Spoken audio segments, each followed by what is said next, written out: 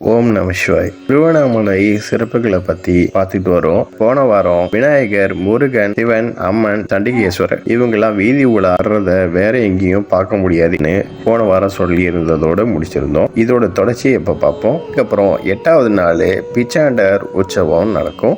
இவரு ராத்திரி நேரத்துல குதிரை வாகனத்துல வீதி உலா வருவாரு. 9வது நாள்ல கைலாச வாகனத்துல சிவன் வருவாரு. இதுக்கப்புறம் 10வது நாள் பரணி தீபம் ஏத்துவாங்க. 9 நாள் இரவே 11 மணிக்கு 3ஆம் பிரகாரத்துல பக்தர்கள்லாம் இருப்பாங்க. அவங்களெல்லாம் வெளியே போக சொல்லிட்டு கதவை சாத்திட்டு 2வது பிரகாரத்தையும் 3வது பிரகாரத்தையும் சுத்தம் செய்வாங்க. இரவு வீதி உலா போன அண்ணாமலையார் ஆலயத்துக்கு திரும்பினதும் அடுத்த நாள் அதிகாலையில பக்தர்களை பரணி தீப தரிசனம் பண்ண அனுமதிப்பாங்க. இதுல எண்ணெய் சாத்துறதுல ஆரம்பிச்சு பல வகையான வாசனை பொடியாலையும் பால், தயிர், பஞ்சாமிர்தம், பல வகைகள், விபூதி, சந்தனம், பன்னீர் இதால அபிஷேகம் செய்யறத கண்குளிர பார்க்கலாம். இதுக்கப்புறம் சிவனுக்கு பட்டாடை உடுத்தி தங்க ஆபரணங்கள் இருப்பாங்க.